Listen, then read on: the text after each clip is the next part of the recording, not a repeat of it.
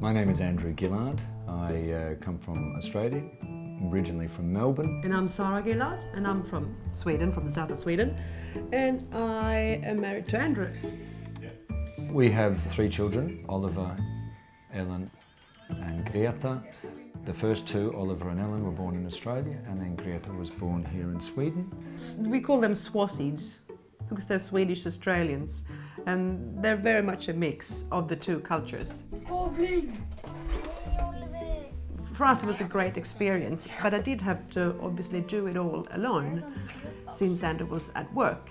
When Oliver was born, I essentially was allowed 1 week of unpaid leave, which I took, obviously, but I would have absolutely have loved to take off time, I think. But at that stage I didn't really understand, being that it was our first child, that that was an option for me. And I think growing up in Australia that you almost don't think of that as a possibility.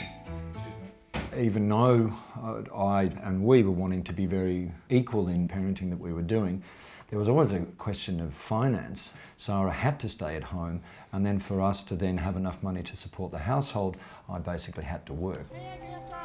It was difficult for me to be spending so much time away from my children. That kind of contact that if, say, your child falls over and scrapes his knee, who is he going to call? He's going to call to his mother. And so for me it was kind of difficult to be, to not have that contact with our children.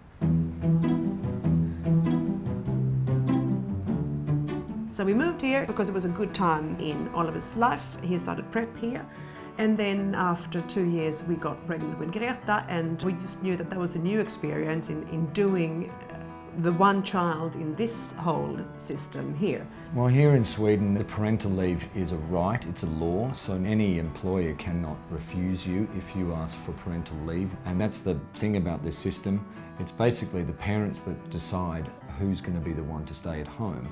So you do get a lot of dads who are basically pushing prams around.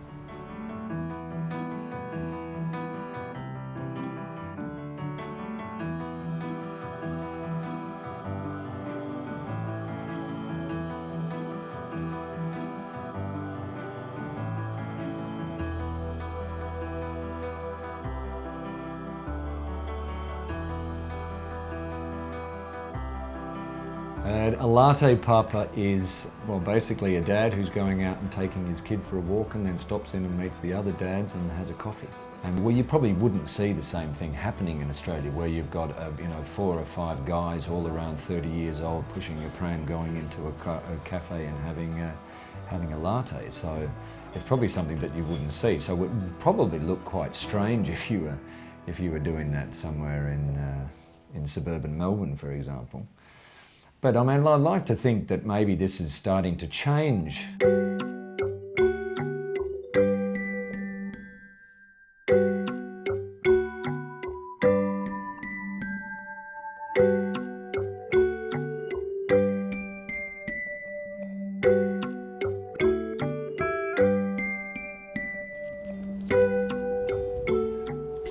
My name's Damien Arnott, and this is my daughter Ruby Jean. Yeah, I'm a stay-at-home dad. It seems to be dry. My wife has the capacity to earn a lot more than I can in her career. Shush.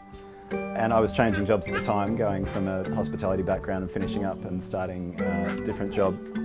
So it just made sense that we could do it this way. What are we watching? Pup?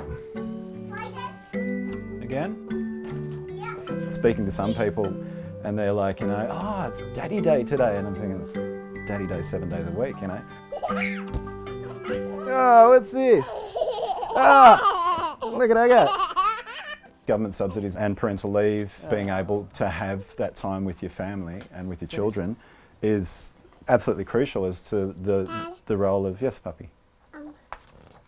I used to hide this. Okay, get some stickers, huh? It's absolutely crucial to who has the role of being at home with the kids and who is off to earn the money, because childcare is just so expensive. What shapes do you want? Left heart. A left heart? I don't think so. Try a square or a circle. When you look at female workforce participation rates around the world, Australia is doing better than the OECD average, but bear in mind that that includes Italy and Greece and Spain. But we're doing much less well than many other countries that we often compare ourselves to. So for example, we often compare ourselves to Canada. It's a country that Australia is very similar to in many ways, and yet they have far more women working. If Australia addresses female workforce participation, there's a number of benefits. One of them is economic. It means that the economy will be larger, there'll be more money to pay for the things that we'd like to do. And if we see more women participating in the workforce for longer, that, over the long run, changes social attitudes. It's more likely to see families that shift towards a more equitable sharing of the childcare load, more likely to see a number of stereotypes around what women do as opposed to men break down, and the chances are that it would have a substantial cultural impact, and I'd like to think that that would be a better country. I definitely think that the Swedish system that they've got going there would benefit families here in Australia, because everyone's situation is different. That sort of flexibility to be able to allow both of the parents to be involved like that would be fantastic. Totally like to. It's a very short part of your life, and I think if you don't get to be involved, you're really missing out. You know, babies taking their first steps and first words and stuff like that, and you know, if you're not part of that, then somebody else is getting it, and that's just not fair.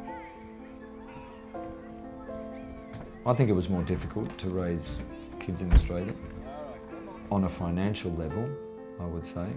I can't say that Australian dads are not active in their kids' life. They are, but they just don't have the time, or they're not given the time to be active, even though they might want to.